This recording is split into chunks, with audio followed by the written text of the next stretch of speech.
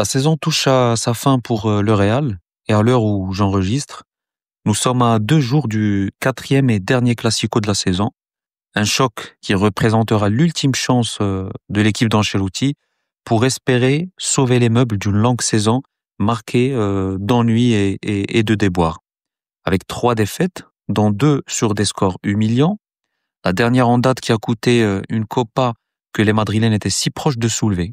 Le Barça a privé les Merengues de 2 trophées cette saison et aura pour but de sécuriser la Liga dimanche en évitant de perdre sa première confrontation avec le Real cette saison. Il n'y a donc pas débat sur le fait que les Catalans ont surdominé les Classicos de cet exercice, prenant leur revanche sur la saison dernière où Ancelotti a fait carton plein lors de ces 3 Classicos pour aller chercher la Liga et la Supercopa aux dépens de l'éternel rival. Le Real débarque donc au stade Montjuic en portant de lourdes séquelles après ses éliminations de Ligue des Champions, l'historique, les 2 finales perdues face au Barça, l'avalanche des blessures qui a fait un carnage en défense, mais va devoir donc s'accrocher à cette dernière chance en Liga où, étrangement, malgré l'écart de niveau abyssal entre les 2 équipes, seuls 4 points les distancient pour l'instant. On avait déjà comparé ce Real à un boxeur à bout de force qui ne fait qu'encaisser les coups de journée en journée, les jambes fléchissantes, mais qui reste debout. Donc, combien de fois on les a vus s'imposer in extremis, terminer dans la difficulté pour préserver les scores.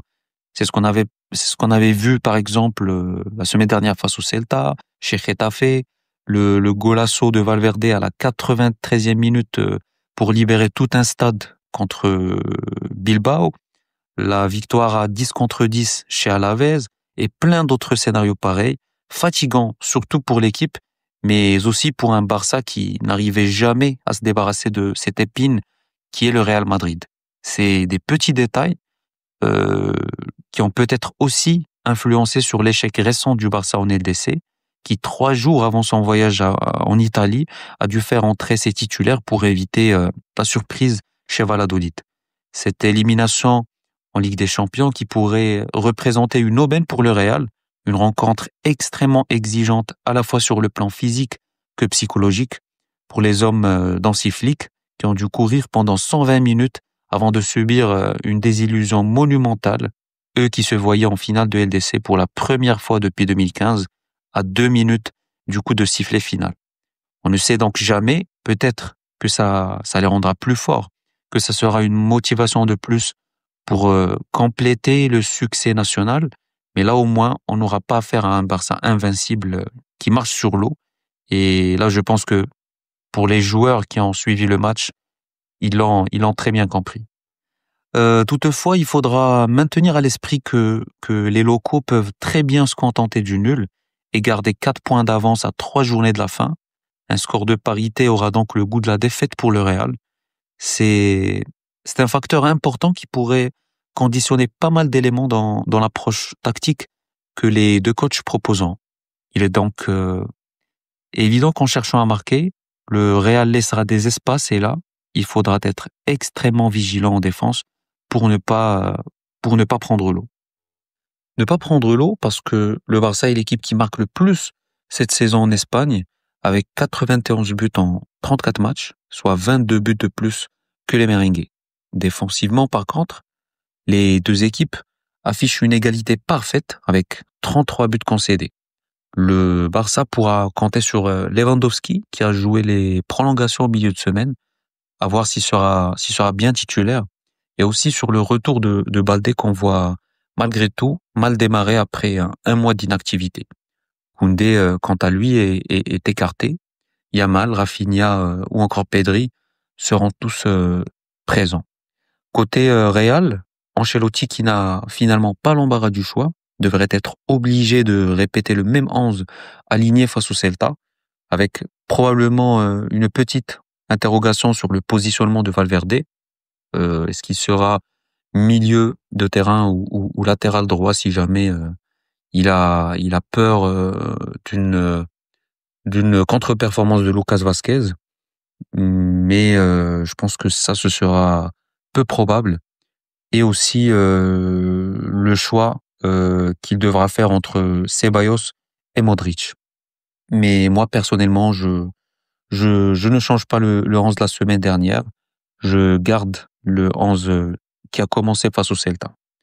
Le défi principal sera donc de blinder la défense à la perte de balles avec des blocs assez étanches pour combler les nombreuses failles et ne pas trop exposer l'indispensable Courtois. On espère vraiment que la préparation a principalement été axée cette semaine sur l'aspect physique pour éviter le scénario du Celta où l'équipe s'est effondrée juste après l'heure de jeu. Il faut être concentré, préparé à multiplier les courses tout au long des 90 minutes. Et en termes d'individualité, je pense que il n'y a pas débat. Arda Güler est le joueur en forme en ce dernier sprint et c'est aussi sur lui que nos espoirs reposeront pour amener cette magie qui manque à l'équipe et cette touche imprévisible. Lui a déjà commencé sa pré-saison et il doit tirer profit de sa bonne dynamique pour continuer à marquer des points auprès du prochain entraîneur. Il aura devant lui un Kylian en jambes et qui a un duel à remporter face à son homologue polonais dans la course au Pichichi. Bellingham et Valverde sont également dans une bonne dynamique. Si leur générosité et leur potentiel ne sont pas galvaudés, ils feront pencher la balance. Vini sera attendu au tournant. Il ne vit pas sa meilleure saison, mais s'il reste concentré et qu'il se débarrasse du déchet qui lui a souvent collé au pied récemment, il pourra terminer sa saison sur une bonne note. Mais dans tous les cas, il sera toujours important.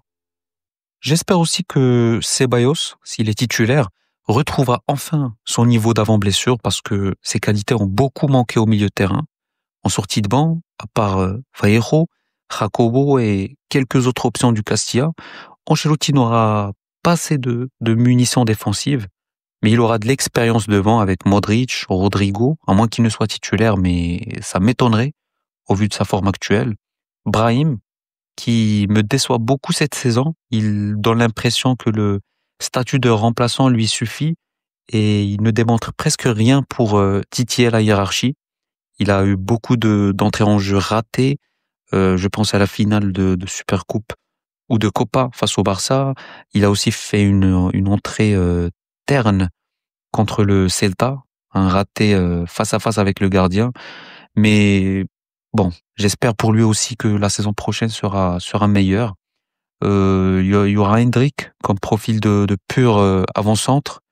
Moi, ce gamin, j'apprécie énormément sa saison et les qualités qu'il a. Il a une très bonne finition, du caractère, de la fougue aussi pour un gamin qui débarque et qui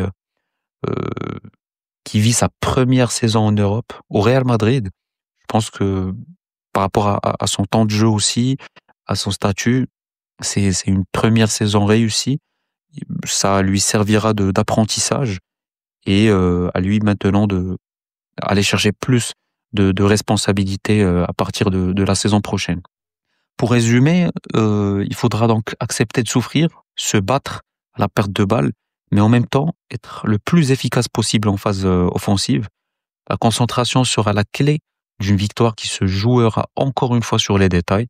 Il faut enfoncer le Barça dans sa période de doute sous peine de le transformer en monstre. Nous conclurons notre analyse sur une note d'optimisme. Il faut rappeler qu'à travers ces 3 dernières journées restantes, en cas de victoire dimanche, le Barça devra s'accrocher à un infime point d'avance sans commettre la moindre erreur lors de son derby chez l'Espagnol, qui sera suivi d'une réception de Villarreal, puis terminera chez Bilbao. Les deux auront l'énorme enjeu de sécuriser leur place en LDC. Villarreal qui est pour le moment 5e, juste derrière l'Athletic Club qui occupe la 4e place. Cet épisode touche à sa fin et il ne reste plus qu'à espérer que ce classico tourne en faveur du Real Madrid. Une victoire qui redonnerait de l'espoir aux supporters et raviverait les ambitions d'un titre majeur pour sauver cette saison. Merci à tous d'être restés jusqu'au bout de cette vidéo. Votre fidélité nous motivera à continuer. À très vite pour une nouvelle vidéo.